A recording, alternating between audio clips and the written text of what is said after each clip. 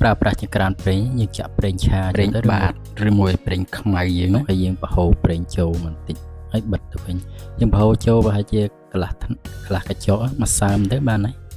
ហើយបន្ទាប់មកយើងអាចកាត់ដល់ប្រឆេះវានេះមកជាអាមយើងដាក់ក៏បានមិនបាច់ដាក់ក៏បានដែរអានោះបើសិនជាយើងចង់ដាក់ហើយយើងដាក់กระดาษជូតមាត់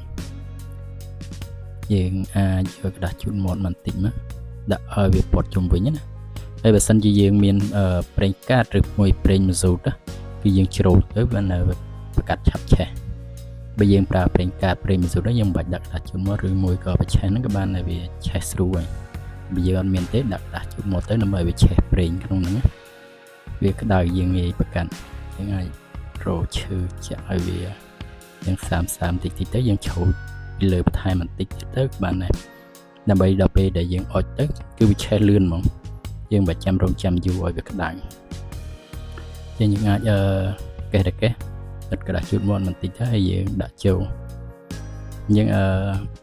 នេះយើងឆ្កឹះវាធ្វើម៉េចឲ្យភ្លើងឆេះព័ទ្ធជុំវិញចាំយើងបើកវ៉ូលីមខ្យល់ដើម្បីឲ្យខ្យល់ធាក់ទៅវាឆេះឡើងហ្មងអញ្ចឹងនេះយើងចាប់ដើមមួវ៉ូលីមខ្យល់ឡើងបន្តិចទៅ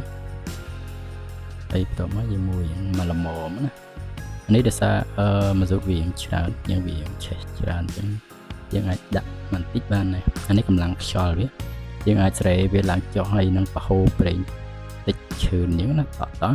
សិនប្រេងឈឿនអាហ្នឹងវាឆេះឡើងហ៊ីហើយភ្លើងខោវាលៀនខ្យោចឆ្នាំតែបើប្រេងហូរតក់តិចពេកអាហ្នឹងវារៀងចង់រលត់អញ្ចឹងយើងលៃវាមកល្មមដើម្បីប្រេងឆេះល្អតាមពណ៌ខៀវនេះយើងដាំទឹកផ្លែនេះយើងពុះដោយសារកម្លាំងភ្លើងវាខ្លាំងណាស់វាកង្ហារវាឆេះជក់ល្អអានេះពេលផលិតគឺយើងបិទវ៉ូលីមខ្យល់នឹងអស់ទៅអញ្ចឹងវានៅសល់អណ្ដាតភ្លើងវានៅឆេះឡើយអញ្ចឹងយើងអាចរកកំប៉ុងអីមកគ្របបាតរៀបស្មើហើយបើសិនជាគ្របទៅវាទឹកនឹងអាតំណប់ឆ្នាំងហ្នឹងយើងអាចដកតំណប់ឆ្នាំងនេះចេញហើយយើងយកកំប៉ុងនេះយកមកគ្របវាទៅឲ្យវាលុតហើយវាអាចនៅហុយផ្សែងអញ្ចឹងយើងអាចរកកណាត់ជ្រលក់ទឹកពូតវាឲ្យស្ងួតតិចមកតែមកយើងដកអានោះវានៅហុយផ្សែងអញ្ចឹងយើងគ្របវាពីលើទៅហើយដាក់កំប៉ុងនោះមួយទៀតមកបានហើយតែប៉ុណ្្នឹង